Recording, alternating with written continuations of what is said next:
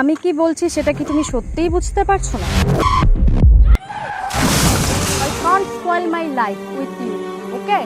I want to divorce as soon as possible.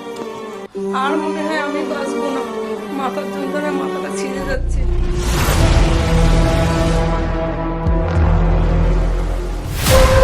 আর সামান্য জ্বর তো এমনি সেরে যাবে, তুমি যাও না এখন, যাও।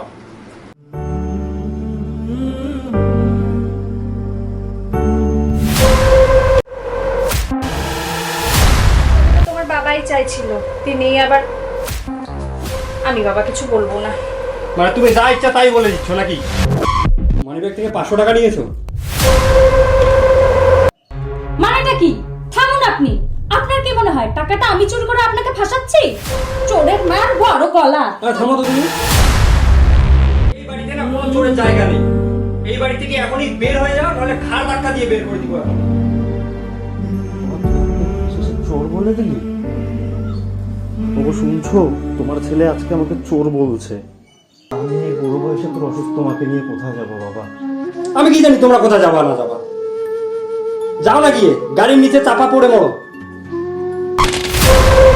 এরপরে কি সত্যি ছেলেরা খারাপ হয়ে যায়? কেন বাবা মাকে দেখতে পারে? কিসের জন্য বাবা মাকে দেখতে পারে? বাবা মাকে বাড়ি থেকে কেন বের করে দেয়? কেন অবহেলা করে? সো এই ভিডিওটা প্রত্যেকটা ছেলে এবং বাবা মাকে দেখতে বলবো।